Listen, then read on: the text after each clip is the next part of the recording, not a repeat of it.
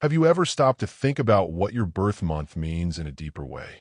It might sound like a small question at first, like it wouldn't be very important. Carl Jung, one of the most important psychologists of all time, thought that your birthday was not just a chance event. In fact, he thought it had a lot to do with the symbolic forces that make us who we are at our core.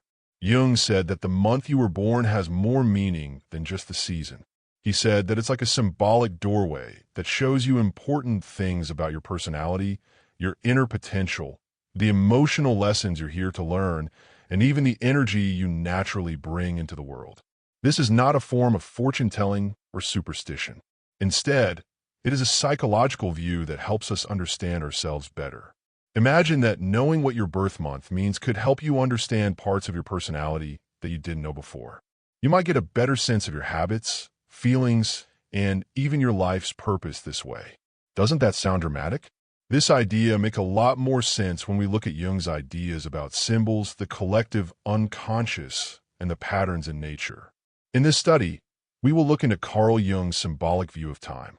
Specifically, we will look at how each month of the year has its own psychological energy, and how that energy can subtly affect the personality traits, emotional tendencies, and even spiritual direction of people born in that month. Before we start, though, if you care about depth, meaning, and finding out more about yourself, you might want to subscribe to our program. Our material often goes against what most people think and makes you think more deeply about who you are and what drives you. If you join us, you'll be part of a group of people who want to grow, not through simple advice, but through deep inner knowledge.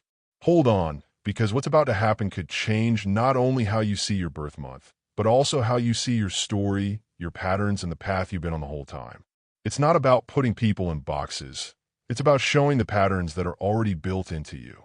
First, let's talk about Carl Jung's main idea, that the world is full of archetypes, which are repeated patterns. These are images, stories, and energies that show up in all myths, cultures, and life events. They're outside of us and inside of us. Jung thought that each of us has a unique mix of these archetypes that shape how we think, feel, and act. Besides that, he thought that the cycles of nature, like the seasons, were like these images. Different psychological energies are linked to the cold stillness of winter, the energy of spring flowers, the full brightness of summer, and the quiet reflection of fall. Each month has its own meaning because it marks a different part of the year. Jung said that your birth month is more than just a line on a chart. It's a mark that represents you. There is a lot of meaning in that moment because of the environment, the energy of the season, the light or darkness, and the sense of starting or ending. These things all affect how you felt and what you thought at the time of your birth. Take March as an example. It's a month of change. It's the start of spring in the Northern Hemisphere. As the days get longer and the snow melts, life starts to move again. Jung thought that people born in months like March or September, when summer ends and fall begins, might have two different sides to them. They may feel torn between two worlds, stillness and movement, or between being quiet and speaking out. People with this trait are often more sensitive to change. They are aware of how their feelings and surroundings are changing, and they look for balance between opposites. Now, compare that to someone born in January or July, which are stable months when a season has fully begun. Structure and regularity are often strong traits in people born in these months.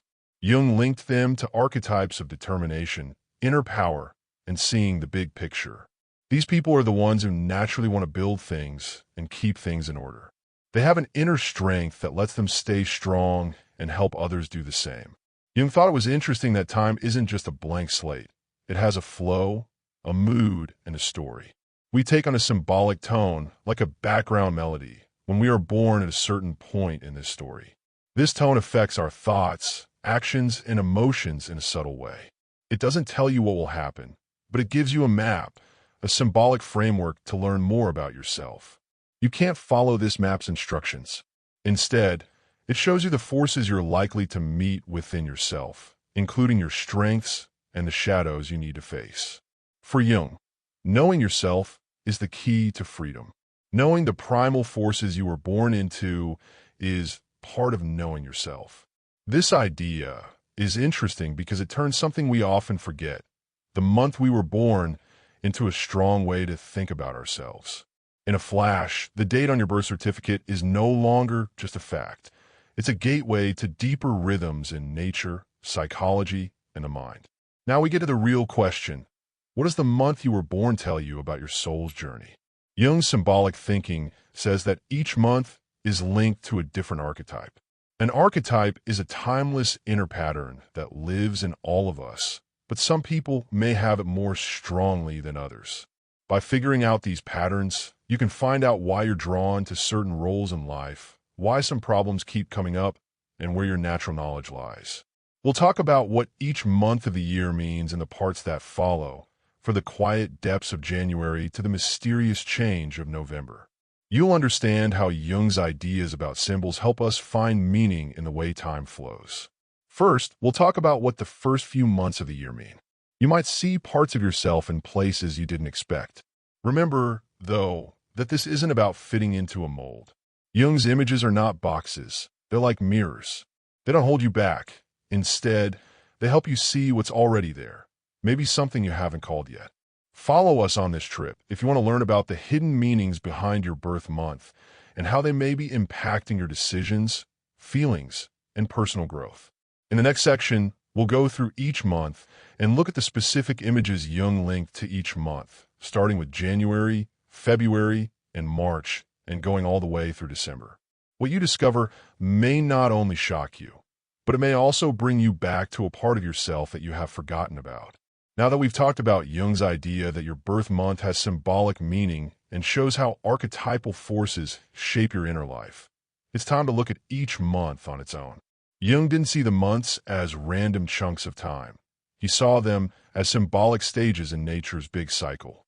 Each one has its own psychological tone, and people born in each month may easily connect with certain universal patterns or archetypes. We're going to start this symbolic trip through the calendar and see what each month might tell us about your soul.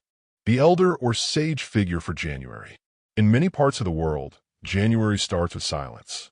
It's the coldest and quietest time of the year, a time to be still, think, and get to know yourself better. In addition to being a fresh start, it gives us a chance to think about the past year. Jung linked the month of January to the image of the wise old person. People born in January often have a deep, mature, and responsible personality. They may not have always been the most outspoken, but when they talk, people listen. They have a natural knowledge that lets them see things in life from a bigger picture. They usually care about long-term goals, being smart in real life, and being strong. They might seem quiet, but they're often quietly driven and grounded. This character has a shadow side, just like all others. The sage can become too careful, serious, or distant. People born in January may find it hard to stay tied to fun or spontaneity if they have too much of this serious energy. The important thing is to listen to their advice and remember to make room for joy. February is the month of the visionary or revolutionary figure. It's still cold in February, but there's a sense that things are starting to change. There's a sense of what might be. Jung thought that this month was a good fit for the figure of the visionary, who can see beyond the present and into the future. Many people born in February have a vivid mind, enjoy new ideas, and want to change things for the better. They often think for themselves and don't like being limited by standard rules. Some people are rebellious, but not just because they want to be rebellious. They see a different way forward. A lot of them are very artistic and sensitive, even if they don't always show it. But because they live in ideas and goals, the visionary may feel alone or misunderstood at times, which can make everyday life seem limiting or frustrating. It's up to them to put their ideas and thoughts into action in the real world. March is the sign of the new or awakened man or woman. March is a big month, especially in the Northern Hemisphere, because it's the start of spring when things wake up after a cold winter sleep. As Jung saw it, March is the month of the reborn, the person who comes out of darkness into light, from sleep to wakefulness. People born in March often feel things very deeply. It's possible that they have a strong intuitive sense of the world around them. They often have a mystical or artistic quality to them, like a link to nature, cycles, or feeling better after losing someone. These people are able to change many times in their lives. Even though they look fragile, they are strong. For the reborn, the fear is that they will lose themselves in their inner world or become too emotional to handle. People born in March need to be aware of their limits and find a balance between their deep inner life and their grounded appearance in the world.